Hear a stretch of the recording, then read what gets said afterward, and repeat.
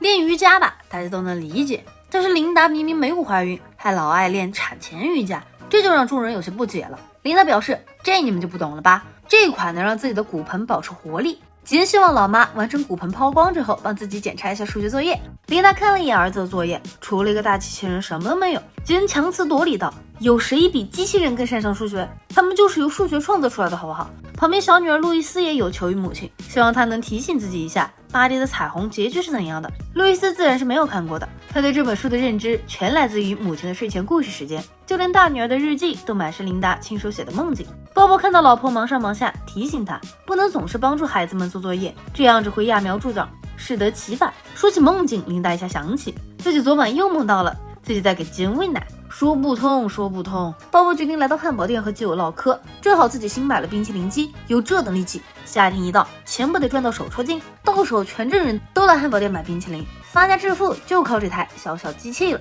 泰迪让鲍勃先别做白日梦，给自己先来个冰淇淋先。鲍勃满脸期待的将小碗凑了过去，机器却给他拉了一碗大的，全是稀水。老鲍很不想面对这等失败之作，泰迪来了一口，却觉得相当攒劲儿。鲍勃还不知道这小子什么东西他都吃，就连海绵他都能夸。看吧，说到异食癖，就不得不提到吉米那对傻儿子，他们的胃口之好，以至于让人怀疑他们和泰迪之间的关系。不然正经人谁把自己家的猫粮带到学校来吃？奥利兄弟俩吃完就准备去上待会儿的体育课了。一听到体育课，三小只瞬间萎了，一个是不想被球砸，一个是不愿意光膀子跑路，一个是觉得体育课不让戴帽子简直离谱，要是摘了帽子，自己的锚点不就没了吗？路易斯鬼点子最多，提议去弗朗德办公室荡秋千，他那种没什么主见的人最好拿捏了。三小只走到门口，立刻演起来了，他们唉声叹气，需要大人再指导。弗朗德耳根子一软，放下毛衣就邀请他们进来。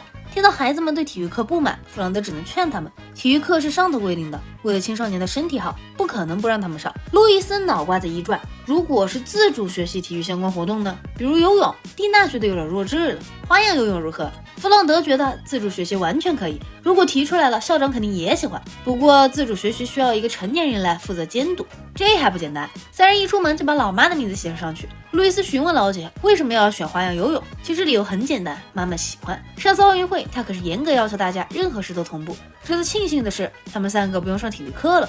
走出门时，吉恩推门发现自己的力气简直小到可怕，看来锻炼确实有必要。一大早，三人就乖乖等着老爹送上冰淇淋，吃爽了工作就来安排上。鲍勃需要孩子们组成冰淇淋小分队，吉恩表示冰淇淋如果需要做软的，那他肯定拿第一名当队长。琳达分发了孩子们的运动服以及吉恩历史课要用的纳瓦霍战士面具。鲍勃对琳达都无奈了，说了很多次不要帮孩子们做那些，但琳达都不听，还觉得鲍勃指手画脚很烦。孩子们路过学校操场时，就和军训在旁边吃西瓜的人一样得意。他们假装在家自主学习，实际上四处游玩，甚至还去做了美甲 SPA。殊不知危机正在降临。老妈购物的时候遇到了弗朗德，弗朗德也很喜欢花样游泳，所以很想知道琳达给孩子们编排了怎样的课程。但琳达对于自主学习的事情毫不知情，一下就明白过来，自家滑头小子们利用自己骗了弗朗德。他决定不再对他们溺爱。鲍勃以为老婆转性了，结果还是顺坡下驴。反正自己也喜欢花样游泳，琳达正好借此机会教给他们。路易斯还以为老妈和以前一样好糊弄，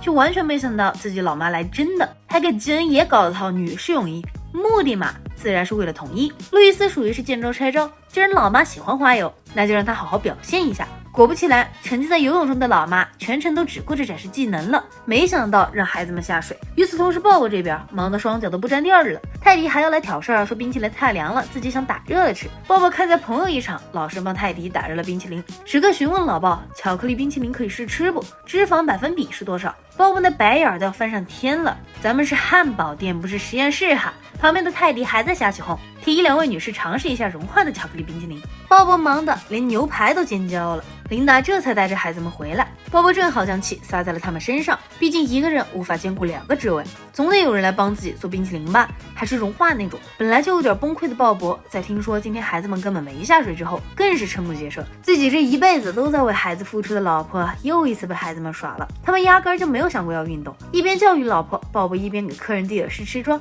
可谓是中年老男人的游刃有余。这时候店门被推开，三个棒球小子走了进来，指明要打旋儿的草莓冰淇淋，有点烦了。再一看隔壁那俩简直其时刻，直接把冰淇淋吐手上了，这不能忍了。老鲍一拍桌子，将所有小孩都赶了出去，包括屁股还没挨到凳子的棒球小子们。琳达不信邪，第二天继续带着孩子们训练，今天怎么着也得下水。于是路易斯又有了新的理由，自己刚吃了东西，下水会抽筋。不过有一件事，路易斯想知道，你们几个小子跑来是干啥的？他们自然也是被安排来自主学习的。琳达一看人多了，十分开心，这下可以搭水上金字塔了，还能搞个同心圆，说不定自己安排的节目还能俘获汤姆塞莱克的芳心。结果回过头来看，这群神仙怕像是难以驯服的远古野兽。最让他伤心的是，孩子们都讲路易斯说这门课是个笑话。这次琳达是真的生气了，认清了自己在被利用的事实，她双手一叉腰，撂摊子不干了。但这并没有影响到本就不听话的众人。既然老妈没有在身边，那么规矩就他们自己定。弗朗德这时候走出来告诉孩子们，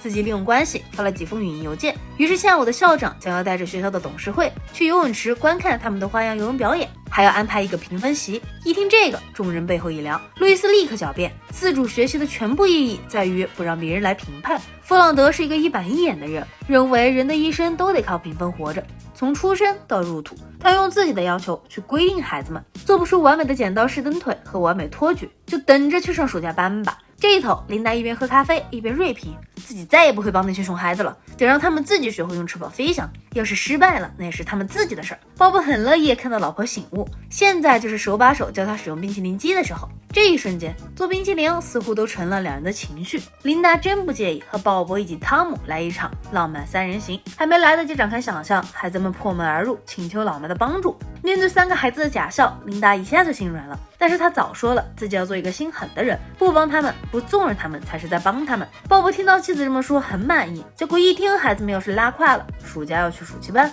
瞬间弹了起来。这个不行，这个真不行。暑假店里肯定忙，要是没有免费童工，肯定跑断腿。琳达服了，自己这次坚定的想法，绝对不要被别人左右。